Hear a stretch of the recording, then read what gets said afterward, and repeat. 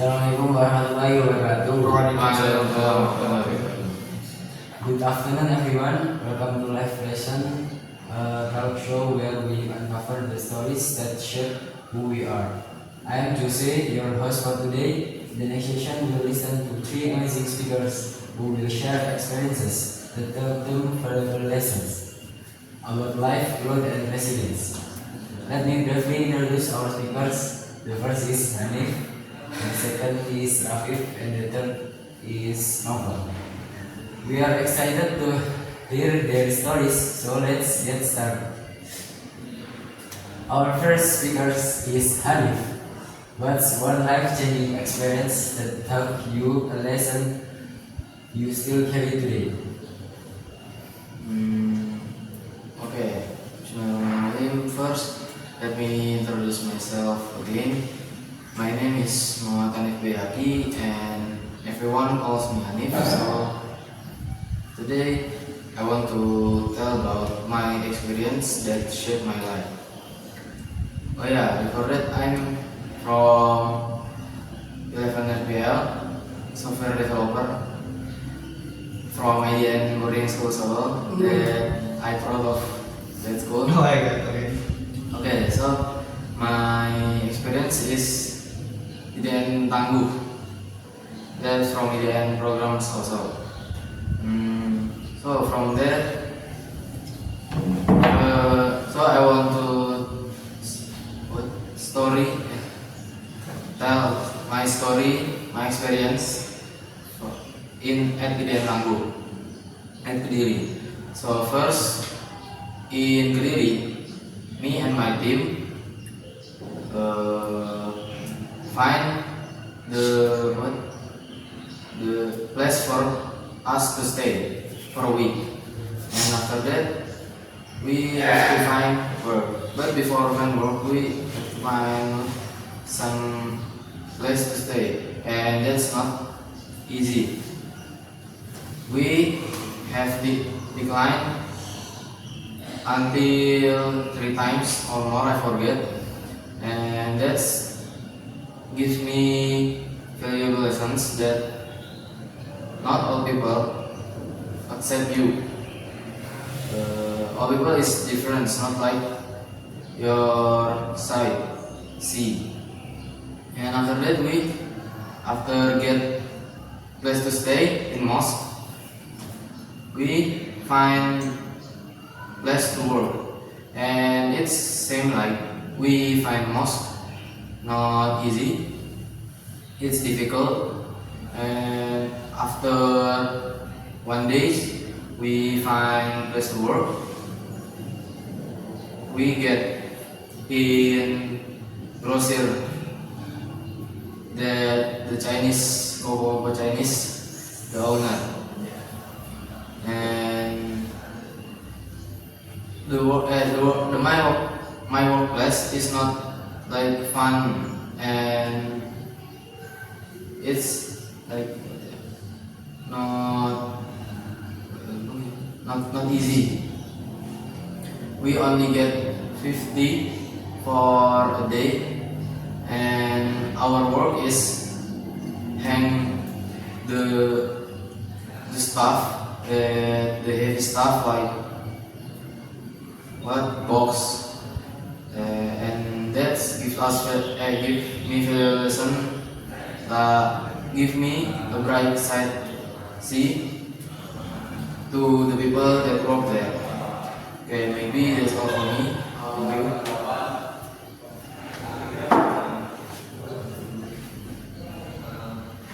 Okay, thank you, Hanif. Now let's hear from Rafif. Was there a challenge that at first feel like a failure, but later become a powerful lesson? Okay, like we just said, for today. Once again, allow me to reintroduce myself. My name is Rafif Pranaja Ardiansyah. I came from Indonesia, but specifically in Eastern Borneo, in a city called Balikpapan.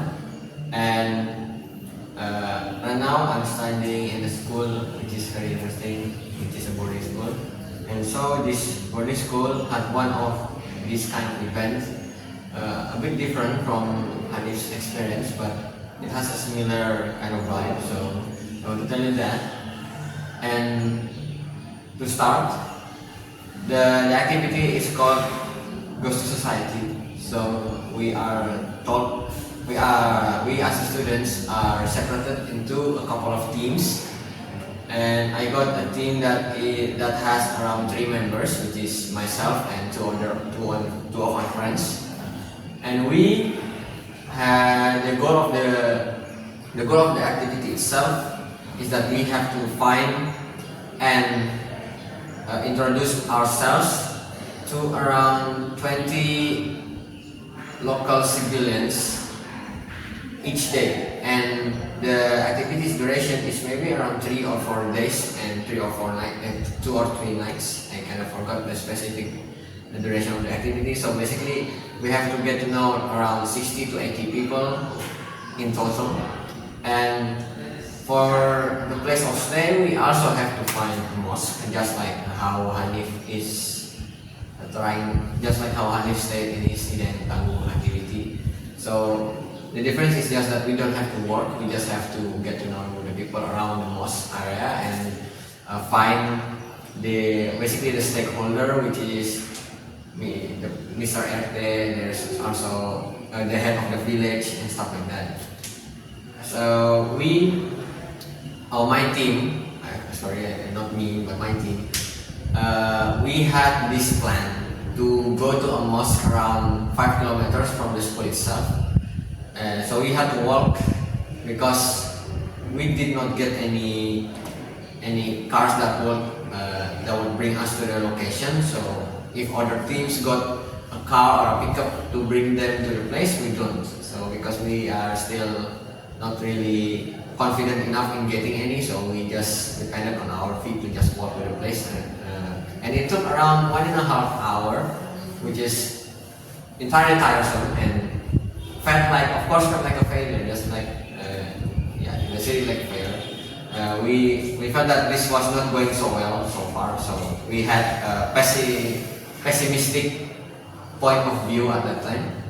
But when we arrived at the mosque that we had planned in the first place, we had found out that the person around that mosque has already known our school. So when we went to the mosque, before we got into the mosque itself, there is like a grandma walking to us and shouting at us, like saying, "Are you the people from that school?" And then because she said the name of our school specifically, we had to answer that, yeah, we're from that school and we are ongoing activity right now. And she said that last year there are also a couple of people that came into this place to basically attend the same activity, and she has already known our school. So before we got into the mosque, we got invited to her house first, and over there we are immediately introduced to a couple of our neighbors. So we immediately got around 5 to 6 people even before going to the mosque. So maybe around 25% of the progress of getting to know 20 people each day, which is really good because we literally just got right into that place. And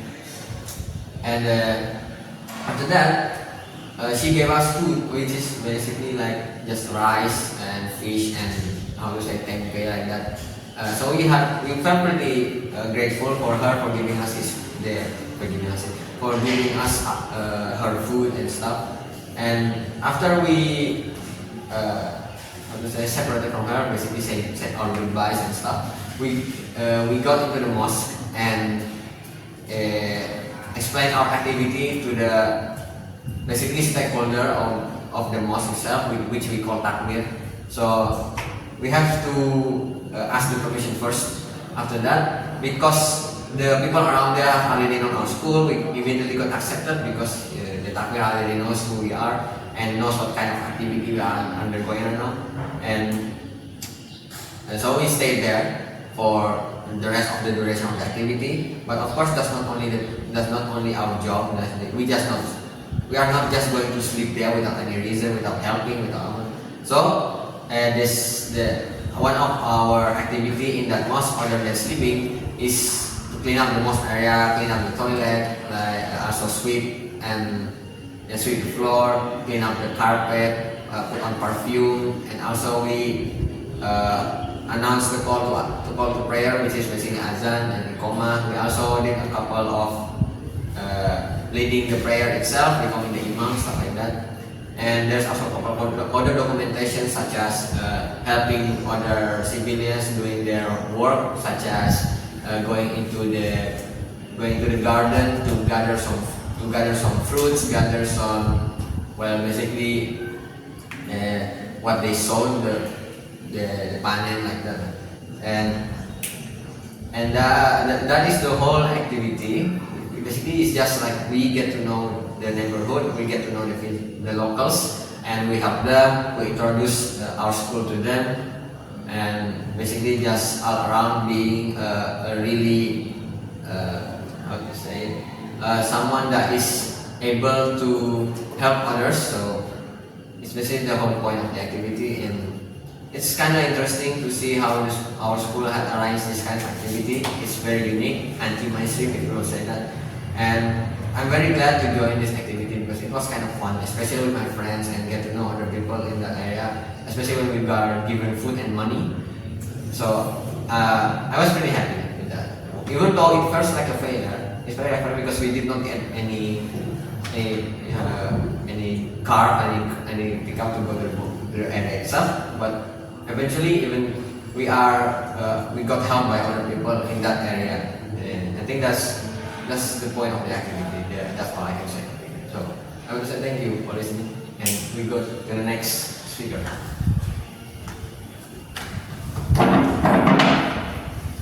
Cek dulu. Awas kalau nggak terekam dari sumpah. Oke, terekam. Terekam.